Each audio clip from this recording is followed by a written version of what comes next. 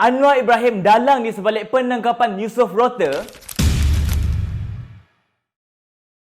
Tahniah kepada Yusof Rota dan tim atas keberanian dan ketabahan selepas hampir setahun di penjara atas tuduhan memiliki dadah dan pistol tiruan. Akhirnya, mahkamah membebaskan Yusof Rota dari pertuduhan tersebut. Kes ini bukanlah kes biasa kerana ramai pihak percaya bahawa bahan bukti itu telah ditanam. Satu tuduhan yang sangat berat tetapi perlu disiasat dengan telus. Ramai mempersoalkan adakah ini mempunyai kaitan dengan kes serangan seksual Anwar Ibrahim terhadap Yusof Rota yang sedang berlangsung di mahkamah. Untuk makluman semua, kes serangan seksual Anwar Ibrahim terhadap Yusof Rota masih belum selesai di mahkamah. Dan yang pelik, baru-baru ini Anwar Ibrahim cuba memohon imuniti ataupun kekebalan daripada undang-undang sebagai Perdana Menteri. Persoalannya, adakah penahanan Yusof atas tuduhan dadah ini adalah untuk melemahkan kredibilitinya sebagai mangsa? Dan adakah mungkin dadah itu ditanam untuk membuatkan Yusof dilihat sebagai seseorang yang tidak boleh dipercayai? Dalam negara yang menjunjung prinsip keadilan, jika ada penyalahgunaan kuasa tidak boleh diterima sama sekali. Keadilan mesti ditegakkan untuk semua orang tanpa mengira jawatan, kaum dan warna kulit. Kita rakyat dan kita mahu tahu siapakah yang cuba mengenakan Yusof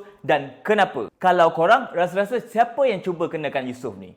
Cuba komen sikit.